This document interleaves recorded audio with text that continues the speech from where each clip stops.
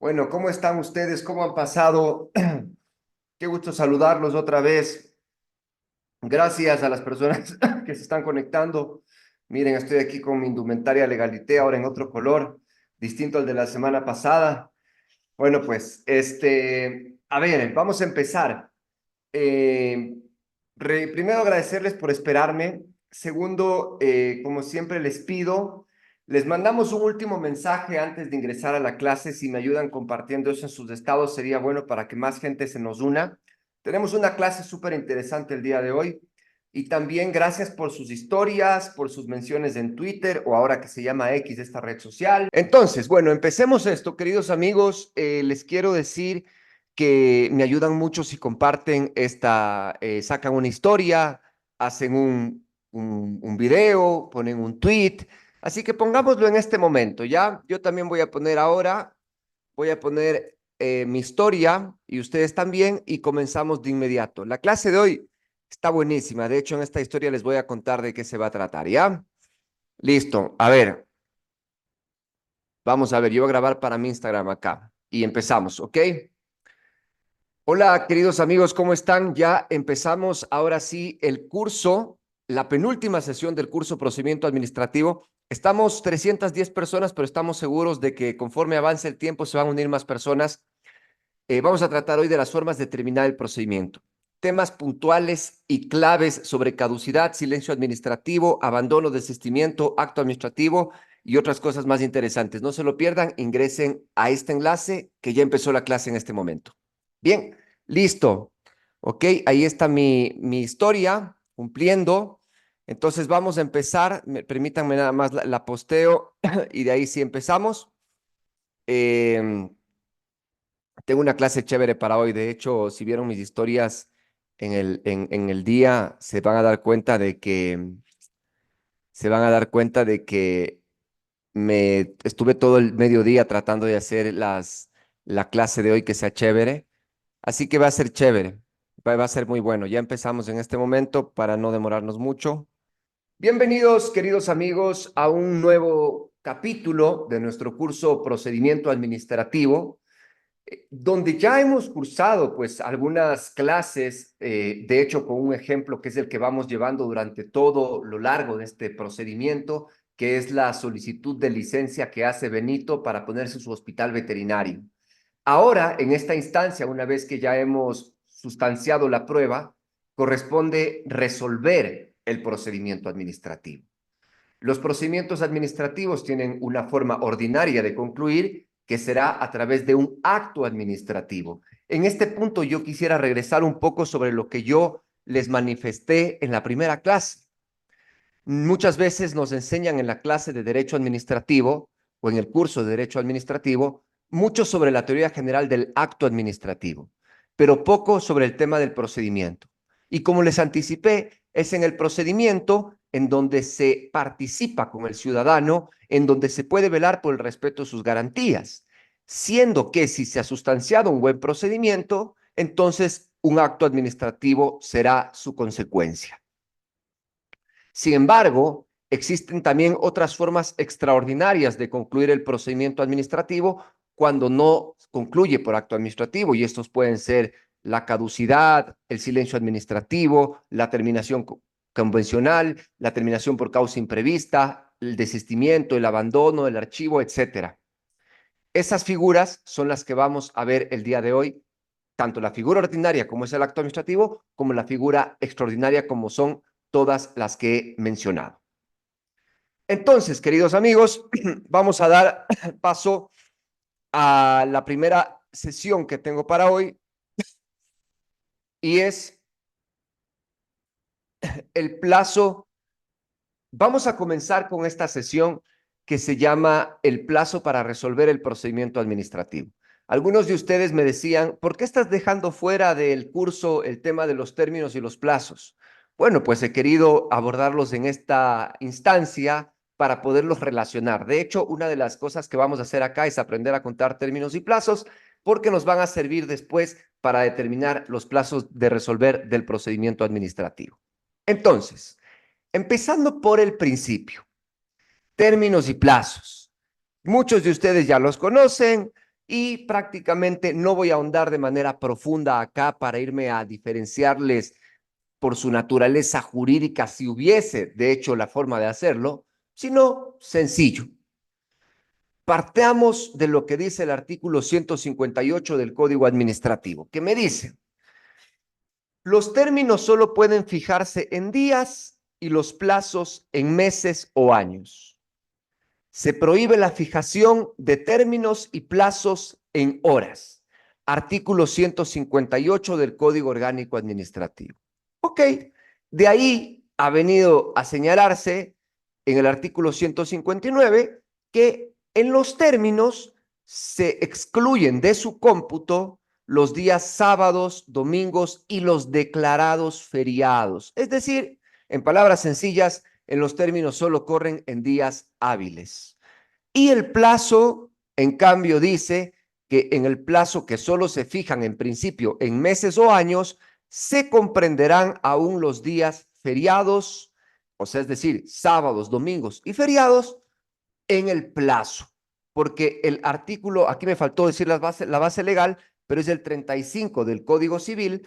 El 35 del Código Civil dice exactamente lo que está en pantalla, que el plazo cuenta todos los días, a menos de que se diga que es un periodo solo de días útiles. Pero por regla general, el plazo es todos los días por disposición del artículo 35 del Código Civil. Ok, en principio, hasta ahí está este tema. Algunos dicen que el Código Orgánico Administrativo vino a solucionar un problema de decir, bueno, ahora términos solo son en días y plazos en meses y años, y lo cual no es cierto. Aún en el propio Código Orgánico Administrativo encontramos nosotros plazos señalados en días y también los encontramos en otras leyes. Por ejemplo, en la ley de la Contraloría General del Estado, en la ley del régimen de Galápagos, que son los ejemplos que me suelen ocurrir, donde hay plazos en días. Y hay una transitoria en el Código Orgánico Administrativo que te dice, los periodos que estén fijados en meses y en años se entenderán de conformidad con este código. Es decir, el código administrativo te dijo que si en otra ley hubiese un plazo o mes fijado como término, por ejemplo, que una ley diga el término de un año, entonces el códice se entenderá que es plazo de un año. Pero en cambio, el COA no dijo lo contrario. El COA no dijo que el plazo, perdón, sí, que el plazo de días en otras leyes se entienda como término. Eso no lo dijo. Y no podemos nosotros hacer esa interpretación. No la podemos hacer. Y me gusta poner este ejemplo porque siento que dejo en ridículo quien quisiera hacer el análisis que he mencionado acá. Y es justamente con la ley de Galápagos. En la ley de Galápagos hay una disposición que dice que nosotros que no somos residentes, podemos, o también los extranjeros, podemos ir a Galápagos de turismo, pero por un plazo máximo de 60 días al año. ¿Ok? Y dice plazo en días. Si alguien quisiera ser muy astuto, diría, bueno, pues como dice plazo, yo voy a ir a Galápagos solamente en los feriados o en los sábados y domingos, de tal manera que nunca voy a romper la regla, porque no me estoy quedando en días plazo, me estoy quedando, perdón, porque como dice 60 días plazo y se debería entender como término, entonces no cuenta el sábado y el domingo y el feriado. No, es absurdo. Entonces, por eso les digo que realmente no podemos hacer esa misma precisión para decir todo plazo en días es término. No, eso no es así. Hay que revisar cada ley y hay que darle a cada ley también el sentido que evidentemente se requiere, ¿no?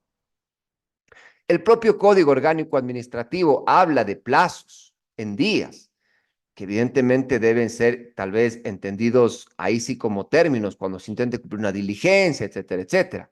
Pero digo, este análisis ya es un poco más de caso por caso y pues si les interesa, yo no solo en este libro, sino en todos los que tengo, he analizado este tema, así que con confianza pueden irlo a revisar. Ahora bien, ¿cómo se cuentan los términos y los plazos?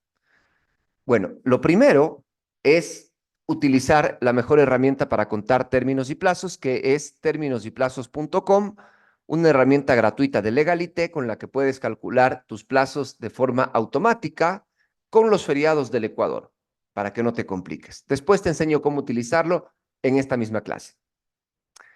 Entonces, volvamos al tema de los términos.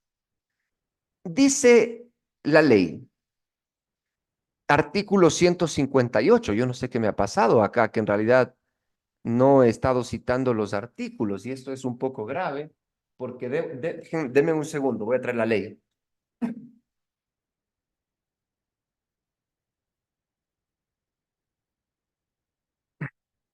Debo citar los artículos para que ustedes puedan tener la base legal. Entonces, el artículo 158 dice que, miren lo que les dije, miren cómo dice la ley, miren cómo el propio COA se contradice. En el artículo anterior, o bueno, en el mismo artículo, pero en un inciso anterior, me dijo lo de que los términos son en días y los plazos en meses y años. Pero después me dice los plazos y los términos en días, es decir, reconociendo que hay plazos en días. ¿De acuerdo? Se computarán a partir del día hábil siguiente a la fecha en que, uno, tenga lugar la notificación del acto administrativo. Es decir, los plazos y los términos en días, si me notifican, por ejemplo, un viernes y es para presentar un recurso, el primer día del término empieza a correr el día lunes. ¿De acuerdo? No el sábado, el domingo, sino el lunes. Ahí evidentemente tendríamos que decir, por ejemplo, aunque hubiese un plazo, por ejemplo, qué interesante acá, ¿no? Y les planteo el tema que se me acaba de ocurrir. Es lo que me gusta de estos cursos, que se me ocurren cosas y se las comparto. ¿Qué tal que, por ejemplo, en el tema de Contraloría, donde los términos perdón, de los periodos para recurrir son en plazo, por ejemplo, entendamos para presentar digamos, un recurso de revisión. Son 60 días plazo, dice la norma. Y de hecho, hoy un colega tuvo una audiencia porque él presentó el recurso de revisión contando como término los 60 días y la Contraloría le dijo al tribunal que él había interpuesto el recurso fuera del tiempo. Tuvieron el debate de la excepción previa de caducidad y en efecto perdió el juicio. El tribunal le dijo que son 60 días plazo. Miren cómo los jueces interpretan así, plazo es días corridos. Entonces, volviendo al ejemplo que les decía, supongamos que hay una resolución de Contraloría que te notifican el viernes. Entonces, bajo esta normativa, si bien sí van a contar todos los días en los 60 días que tienes, pero el primer día sería el día lunes y no el día sábado, porque la norma te dice 60 días contados a partir del día hábil siguiente. Y acá complemento con otra cosa. Esta sentencia de la Corte Constitucional, que es nueva, trató un asunto donde en el Código General de Procesos, antes de la reforma del 2019, se decía que para las acciones tributarias se tiene el plazo de 60 días, creo que es, sí, 60 días. Y dice desde la notificación. No decía desde el día siguiente a la notificación. Y los jueces tributarios le negaron por caducidad a una persona, es decir, por presentar fuera de tiempo la demanda contencioso tributaria, porque le hacían este análisis, le decían, mira, en la materia contencioso administrativa, sí dice desde el día hábil siguiente, pero en la materia tributaria, antes de la reforma del 2019, no dice desde el día hábil siguiente. Por lo tanto, es desde la fecha en que te notifican. Y por tanto le dejaron caducar o no permitirle presentar la demanda. Esto llega a la Corte Constitucional y en este fallo le dan la razón y le dicen que no, pues, que lo razonable es interpretar de que es desde el día siguiente, porque si no, en resumidas cuentas, dicen, no tendría 60 días, pues, lo que tendría es 59 días y algunas horas, dependiendo de a qué hora le notificaron el acto, en la mañana, en la tarde, en la noche.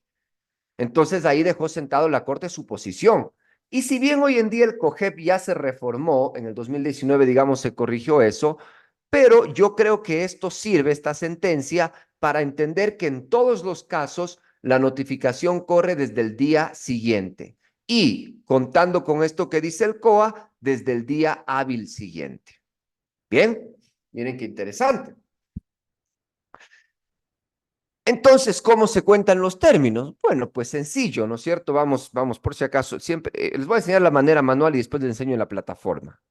Entonces, así, digamos, si yo es lunes, martes, miércoles, jueves y viernes y la notificación me la hacen el día lunes y yo tengo el término de 3 días, entonces el martes primer día, miércoles segundo día y jueves tercer día. Aquí es el día del término, ¿de acuerdo? El día máximo para cumplir con la diligencia. Y ahora bien, hablando de plazos, ¿qué dicen los plazos? El plazo dice, en cambio, déjenme verles también el artículo, el plazo, el artículo 160, ¿no es cierto? Dice lo siguiente. El artículo 160, déjenme ponerles acá porque después esto, 160. El plazo se lo computará de fecha a fecha. ¿Qué quiere decir de fecha a fecha?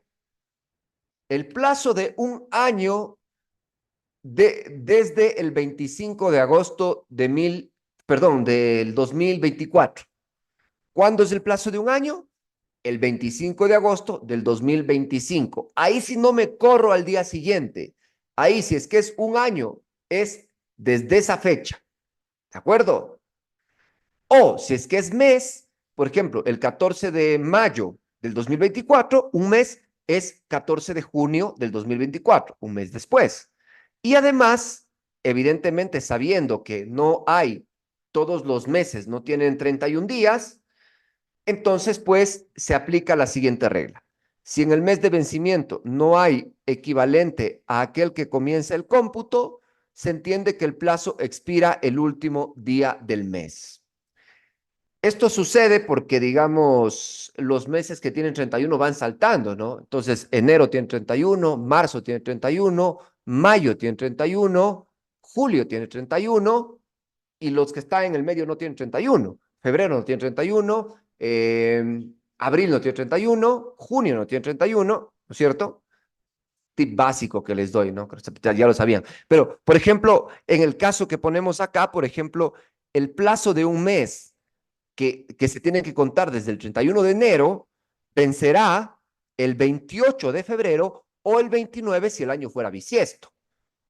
Entonces dice, si el mes de vencimiento no hay día equivalente a aquel en que comience el cómputo, como en este caso el 31 de enero, entonces vence el último día del mes. No es que yo voy a decir 31 de enero le cuento 30 días. No, no, no. Un mes no es 30 días. Cuidado. Un mes no es 30 días. Un mes es un mes. Es una medida diferente. ¿De acuerdo? ¿Entendido? Bien. Y esto sí que me llama la atención explicarles con mayor detenimiento, queridos amigos. El tema de los términos y los plazos perentorios y obligatorios en el derecho administrativo. Y hemos traído acá una sentencia de la Corte Nacional de Justicia. Ahí está el número de caso en la parte de abajo para que lo puedan leer y lo puedan buscar. Pero miren lo que dice, vamos a dar una lectura breve y de ahí les voy explicando poco a poco en qué consiste. Dice, es imprescindible distinguir entre la obligatoriedad de un plazo, les voy a ir señalando para que no se me pierdan, dice el juez, entre la obligatoriedad del plazo, primero, su carácter perentorio, dos, y la posibilidad de modificarlo. Tres aspectos que es necesario distinguir, dice esta sentencia. Por un lado, la obligatoriedad alude al deber que tiene la administración de siempre cumplir los plazos del procedimiento e implica la consiguiente facultad para exigir su cumplimiento en sede administrativa o judicial. Entonces, en principio, dice la Corte, los plazos son obligatorios, hay que cumplirlos. Y te dice que tú no, que tú puedes exigirlos. Y de hecho, una forma de exigirlos es con un recurso que no solemos utilizar mucho, pero yo quiero que lo utilicemos y les digo por qué. El artículo 222 del Código Orgánico Administrativo reza lo siguiente. Dice así. Las personas interesadas podrán alegar los defectos de tramitación, en especial los que supongan paralización, infracción de los plazos normativamente señalados o la omisión de trámite que puede ser subsanado antes de la resolución definitiva del asunto. Y escuchen, de confirmarse estos supuestos, acarreará la responsabilidad disciplinaria del servidor público. El artículo 222 implica lo que es en el derecho administrativo la queja, donde cuando un servidor público no me respeta los plazos, yo presento una queja para que él pueda ser sancionado. Y vean, pase o no pase, pero sí les aconsejo, obviamente no van a estar yendo a presentar quejas digamos que presentan una cuestión y dentro del término y dicen, no, es que no me ha llegado nada, ya pasó una semana. Sí, pero tengo 30 días hábiles para resolver. No, no, no, aquí está una queja, no, vas a caer mal. Pero si ya se te pasa en el tiempo, por ejemplo, un recurso de apelación que van 3 meses y no te resuelven, cuando la ley dice 30 días, perdón, dice un mes, que no es lo mismo, entonces presenta una queja. Y después vas a ir a hacer la gestión, vengo a hacer la gestión, ya me dijo lo de la semana pasada, le presento una queja. Y documentas, y documentas, y documentas. Me parece una manera ágil. ¿Por qué les digo esto? Porque yo ya les había manifestado en uno de los conversatorios que tuvimos acá, de que así como el servidor público, o sea, a mí me suena algo de que el servidor público le tiene miedo a la Contraloría, pero en cambio le da lo mismo vulnerar los derechos del ciudadano, cuando deberíamos, del servidor público debería querer respetar los derechos del ciudadano para descongestionar los tribunales, para descongestionar las acciones de protección, que muchas veces suceden por esto. Entonces, así como le temen a la Contraloría, que no debería ser, y la Contraloría debería calmarse un poco, pero no se carguen contra el ciudadano. Pero si el ciudadano no le hacen caso, pues aquí está una herramienta, la queja. Entonces, ¿qué es lo relevante de esto?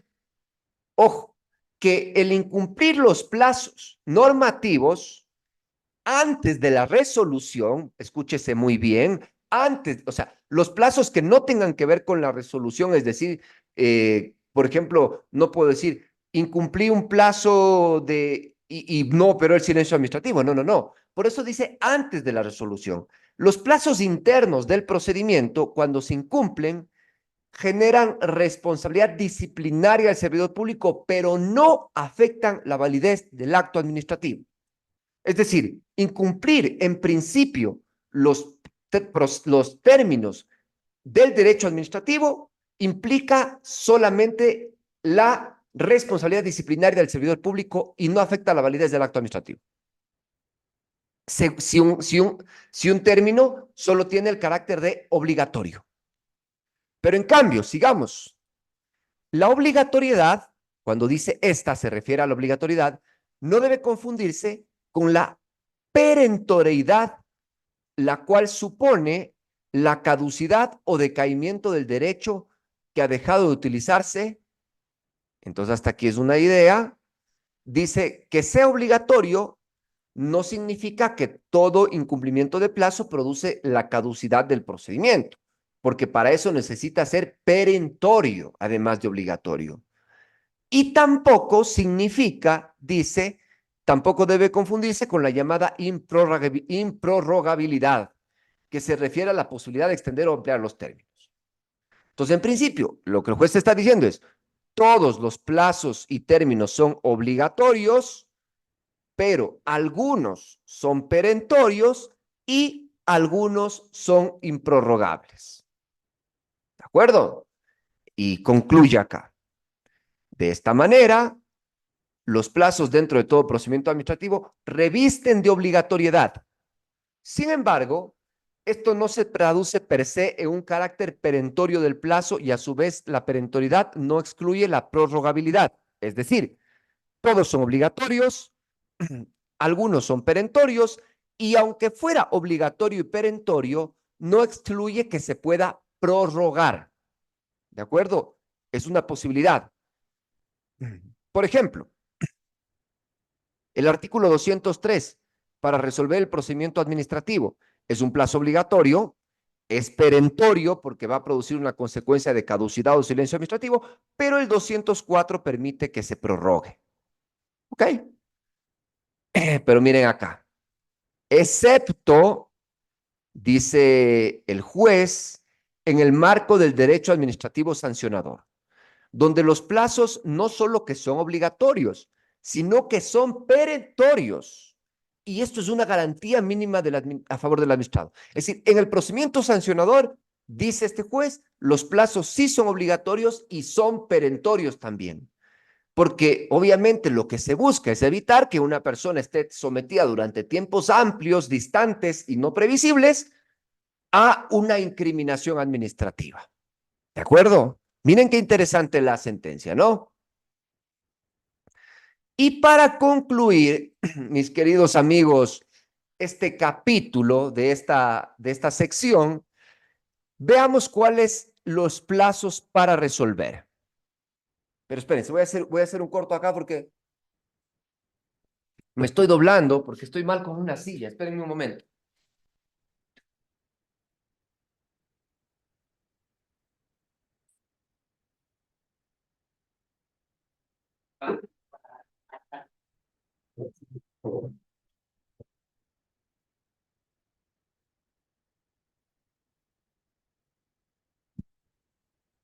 Ahí sí. Si no estaba muy alto y con razón que me tocaba estar virando la cabeza. A ver, ¿cómo vamos? ¿Ya subieron las historias? Ya subieron, ya subieron, ya subieron, ya subieron, ya subieron, ya subieron, ya subieron, ok, ok, muy bien, muy bien, muy bien, ok.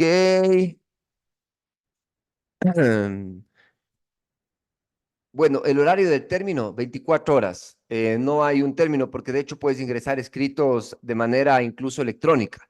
Entonces yo te puedo mandar un correo a las 10 de la noche y cumplo. Ok,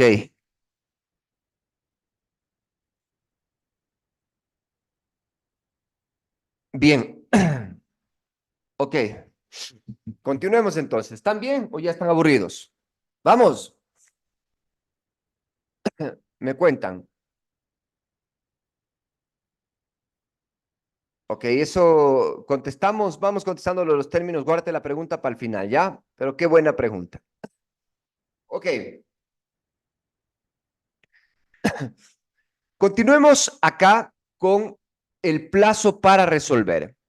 Y aquí, mis queridos amigos, pongan atención, porque ya empezamos a vincular todo lo que les conté con la materia de hoy, que es el momento de resolver. Y dice así entonces. Nosotros tenemos en el Código Administrativo, en principio, dos plazos para resolver. Y es el que está previsto en el artículo 207 y otro el que está previsto en el artículo, uy, perdón, y otro el que está previsto en el artículo 203. El artículo 207 es cuando el procedimiento se inicia a solicitud de la persona interesada. Entonces, acá tienes 30 días. ¿Qué será esto? Término. Está en días. Término. Sí, solo hábiles.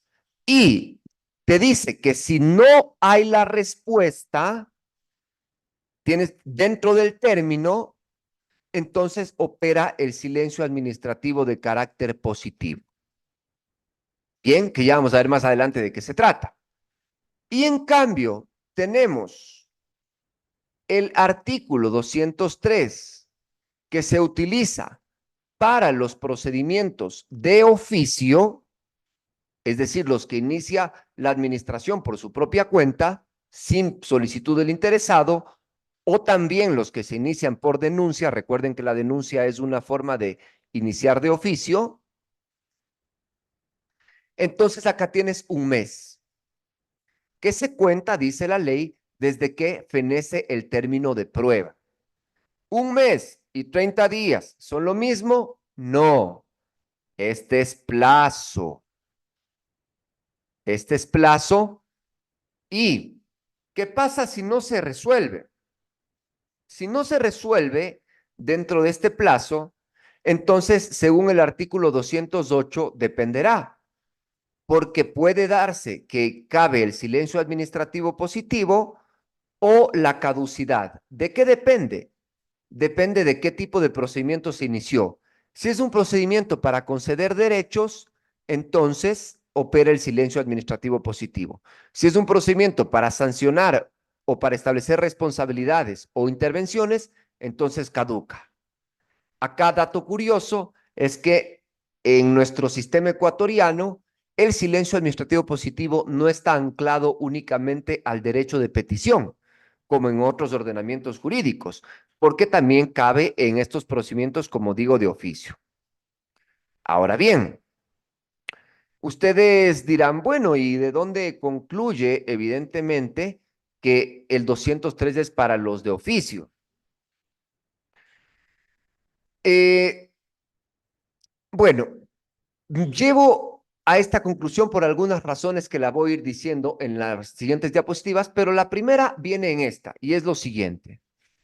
Cuando ustedes leen el artículo 161, este artículo 161, déjenme revisar por si acaso no les vaya a decir la base legal mal, y quiero estar en lo cierto.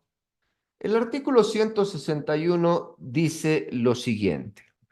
No se ampliará el término o plazo máximo para la emisión y notificación del acto administrativo. Es decir, que no se puede ampliar en principio los términos para resolver. Entonces, refiriéndose a que este término de 30 días, la administración pública no lo puede ampliar.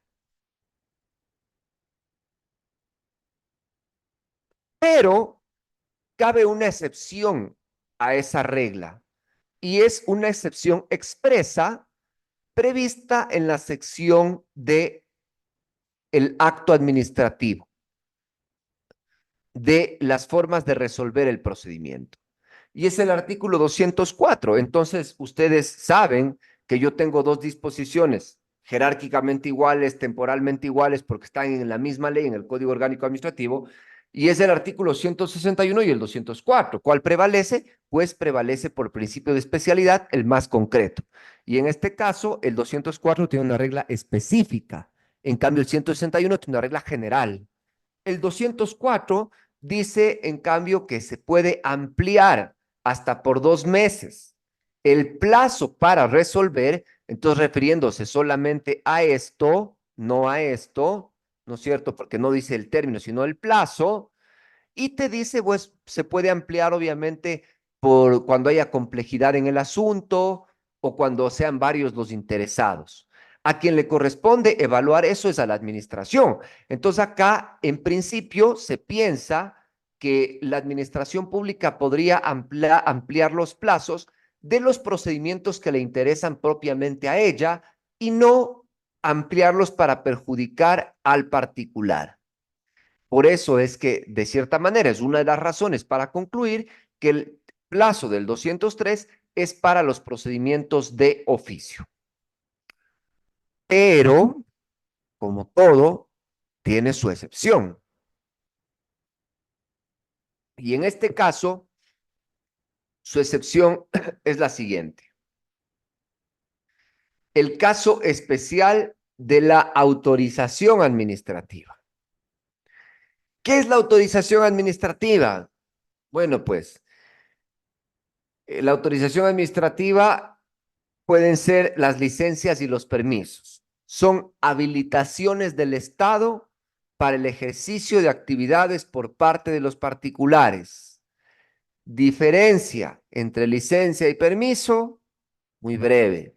La licencia te da un derecho, perdón, la licencia levanta una prohibición para el ejercicio de un derecho que las personas ya tienen, pero es necesario que se levante esta prohibición de ejercicio establecida en el ordenamiento jurídico por razones de interés público.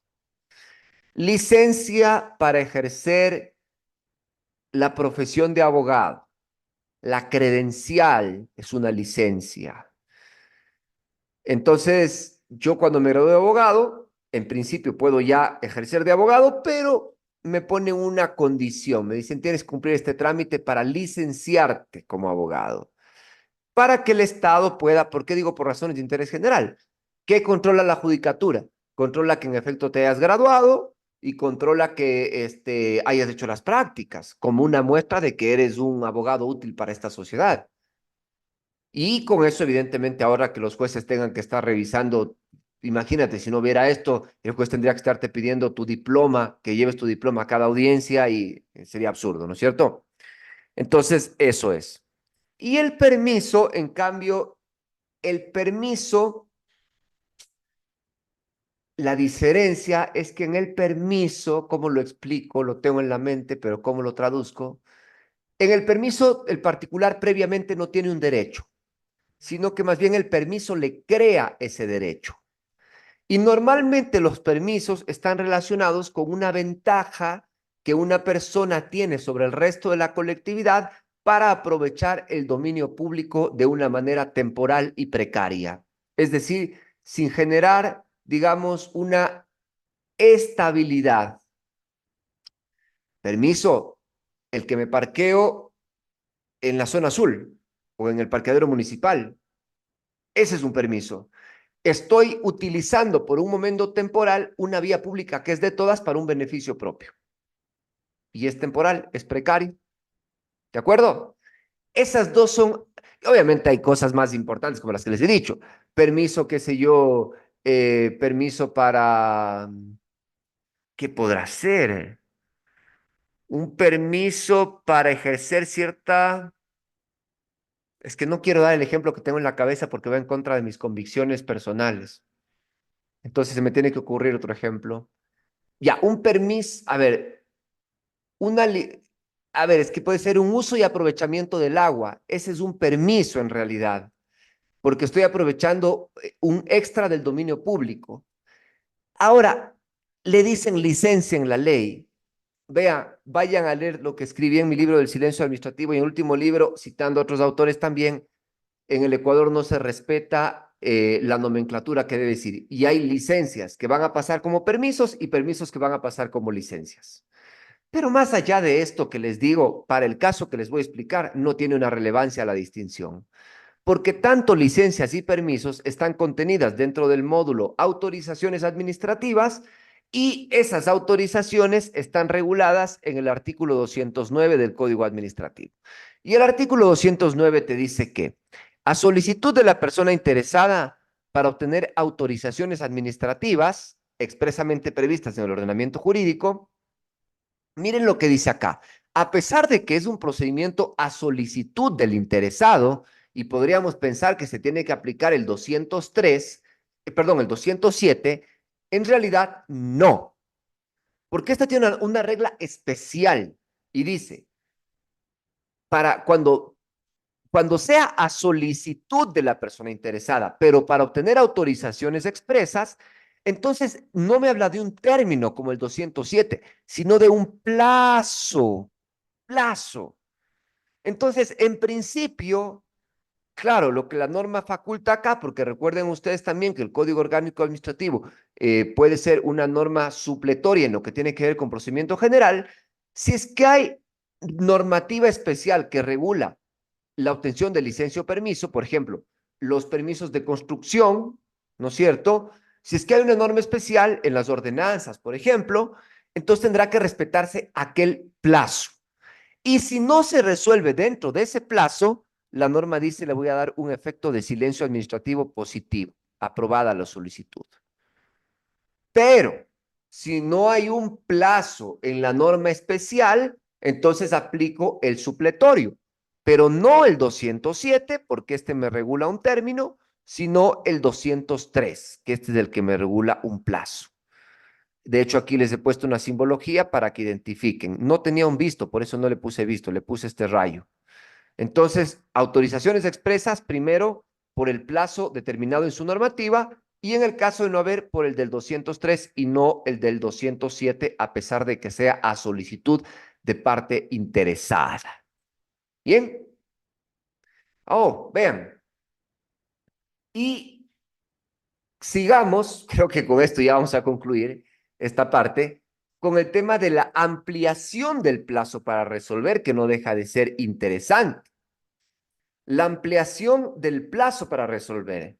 Como yo les anticipé, esto solo sirve para el plazo del 203 y no para el plazo del 207. Y dice así el tenor de la ley. En casos concretos, cuando el número de personas interesadas o la complejidad del asunto, vamos a utilizar acá simbología, esto está en rojo, por lo tanto lo relaciono con lo que puse acá, y esto tiene que ver primero de quién puede resolver la ampliación del plazo. Obviamente, quien puede resolver la ampliación del plazo es la autoridad que va a resolver, porque la autoridad que va a resolver es la que puede considerar si el asunto es complejo y por tanto necesita un periodo más para pensárselo. En la superintendencia de compañías, una vez me amplió en un sancionador, el que amplió el plazo fue el instructor y le dejó ampliando el plazo al resolutor. Y tú dices, ¿qué sentido tiene eso? O sea, el resolutor ya ha visto el expediente y ya consideran que el asunto es complejo. Déjenle a él, pues que él decida. Eso es lo razonable, pensar que quien puede decidir eso es el que va a resolver. Entonces, son las razones por las cuales. Dice, exija un plazo superior para resolver, se puede ampliar el plazo hasta 2 meses. Recuerden que el 203 dice que se resuelve en un mes y acá dice que se amplíe hasta 2 meses.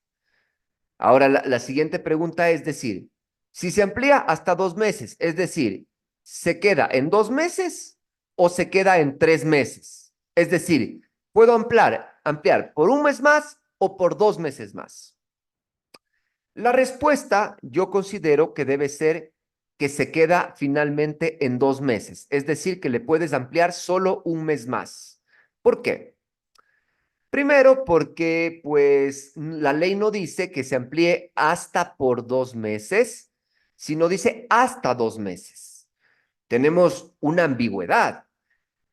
¿Ampliamos o el 100% del plazo o el 200% del plazo?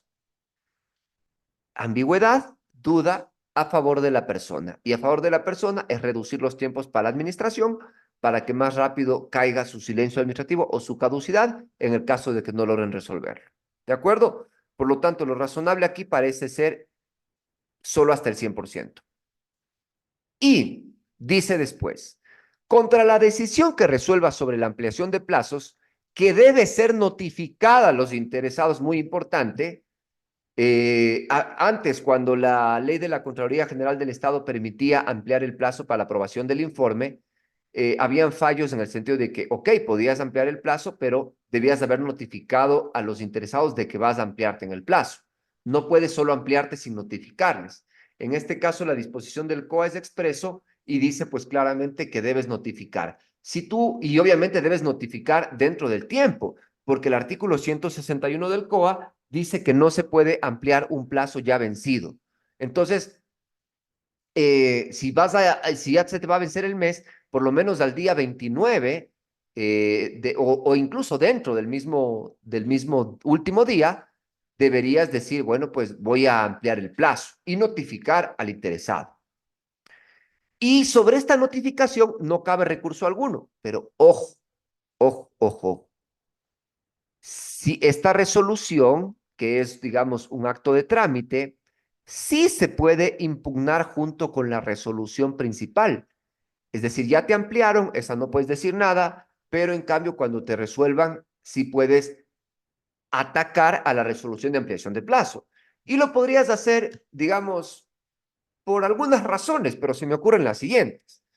Primero, porque cuando se amplió el plazo ya estaba vencido el plazo y por lo tanto ya no había plazo que ampliar al amparo del artículo 161 del Código Administrativo. O segundo, porque tú le digas al órgano superior o al juez inclusive, aquí hubo una ampliación de plazo de manera injustificada. ¿Cómo así que complejidad del asunto si yo lo que pedí fue una licencia de construcción, que es lo que normalmente hace este municipio todos los días?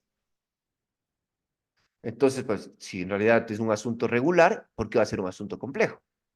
Entonces, y obviamente, ¿qué hago si es que yo logro desmantelar esta resolución de ampliación de plazo?